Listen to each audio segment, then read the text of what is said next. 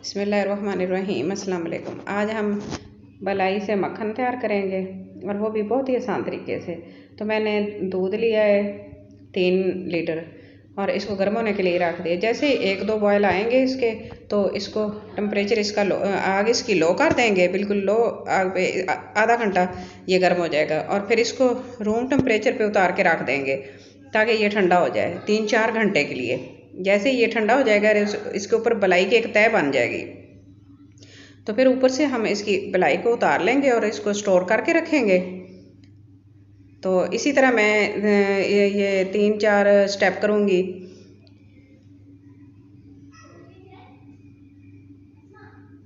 तो इस तरह मैंने पहले से भी तैयार करके रखी हुई है बलाई। तो दूध खालिस होना चाहिए, तो उसके ऊपर से बलाई ज़्यादा सही अच्छी उतरती है। और अगर आपने इसको ज़्यादा देर के लिए रखना है तो आप फ्रिज में रख सकते हैं ताकि ये ठंडी हो जाए। ठंडी होकर इसकी काफ़ी मोटी तह बन जाएगी। तो मैं इसको रूम टेम्परेचर पे ही इसको ठंडा करके उतार रही हूँ। तो इतनी हमारी बलाई तैयार हुई है।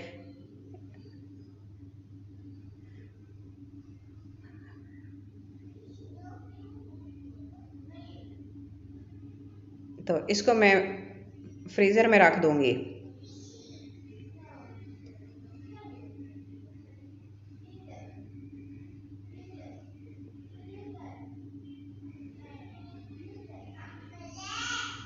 तो मैंने पहले से भी तैयार करके रखी हुई है, वो भी मैंने इसी तरह उतार के फ्रीज़ की हुई है। और ये भी इसके अंदर डाल देंगे और इसको रूम टेम्परेचर पे रख देंगे ताकि वो पिघल जाए। और फिर इससे हम इसको दम लगाएंगे और फिर इससे हम तैयार करेंगे मक्खन। तो इसको मैं ये नॉर्मल टेम्परेचर पर आ गई है, तो इसको मैंने एक देगची में निकाल दिया है और इसको हल्का सा गर्म करेंगे। ज़्यादा गर्म नहीं करेंगे, थोड़ा सा गर्म करेंगे क्योंकि ये ज़्यादा ठंडी है।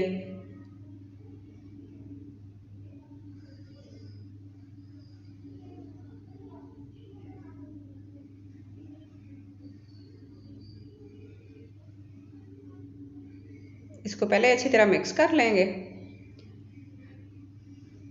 इस तरह, फिर इसको थोड़ा सा गर्म करेंगे। जैसे ही हम इसमें अपने फिंगर लगाए तो ये नॉर्मल टेम्परेचर पे होनी चाहिए, फिंगर को थोड़ा सा महसूस हो। तो मैं आधा कप इसमें जाग लगा दूंगी दही का। आधा कप मैंने इसमें दही डाली है। तो इसको अच्छी तरह मिक्स कर लेंगे, इससे इसका फ्लेवर अच्छा आएगा। हमारी जो मक्खन है ना वो खट्टा तैयार होगा तो वो ज़्यादा अच्छा बनता है। 3 घंटे के लिए इसको कवर करके रख देंगे रूम टेम्परेचर पे। 3 घंटे के बाद को हम हाथ के साथ मेल्ट करेंगे और इसका मक्खन निकालेंगे, क्योंकि इसको ज़्यादा मेल्ट तो करना नहीं पड़ेगा ये। और फिर साथ साथ ठंडा पानी डालते रहेंगे, 2-3 दफ़ा इस तरह करेंगे, साथ साथ ठंडा पानी डालते रहेंगे। क्योंकि ये बलाई से मक्खन तैयार कर रहे हैं तो बहुत थिक है।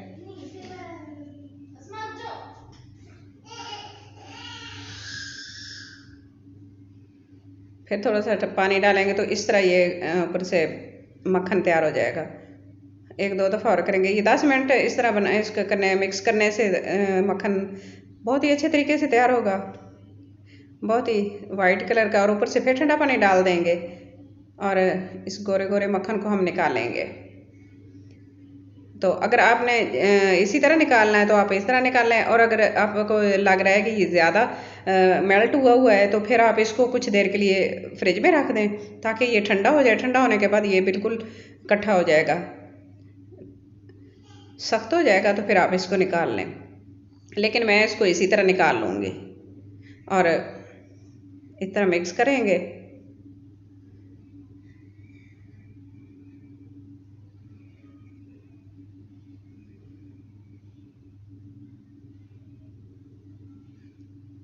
मक्खन हमारा तैयार हो गया है।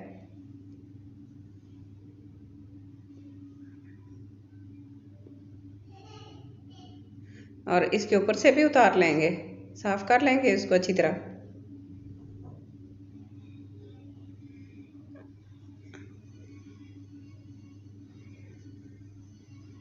और फिर किसी बड़े चम्मच की मदद से इसको इकट्ठा करेंगे मक्खन को और निकाल लेंगे।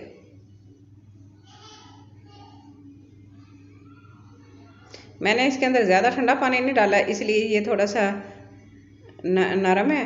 तो अगर आपने इसको थोड़ा सा सख्त करना है तो आप इसको फ्रिज में रख सकते हैं। तो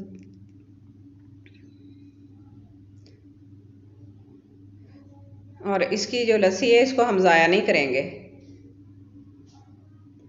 ज़्यादा योगर्ट डालने से, दही डालने से इस तरह इसका फ्लेवर अच्छा आएगा और ये ज़्यादा मक्खन जो है ना वो ज़्यादा खट्टा होगा। तो खट्टा मक्खन जो होता है ना वो ज़्यादा अच्छा लगता है। तो आप इसको पराठे के साथ एंजॉय करें। मक्खन हमारा तैयार हो गया है, साफ़ शफाफ घर का बना हुआ। तो माशाल्लाह बहुत ही अच्छा बना है। और इसकी लस्सी जो है मैं इसके साथ, इसको हम ज़ाया नहीं करेंगे, इसके साथ हम इसकी कड़ी बनाएंगे, वो भी बड़ी मज़े की बनती है। तो मक्खन हमारा तैयार हो गया। आज की मेरी वीडियो आपको अच्छी लगे तो प्लीज़ लाइक करना, शेयर करना, सब्सक्राइब करना, अपनी दुआओं में याद रखना और अपना बहुत सारा ख्याल रखना। और मुझे कमेंट बॉक्स में ज़रूर बताना कि आज मेरी वीडियो आपको कैसी लगी है। Thanks for watching. अल्लाह हाफिज़।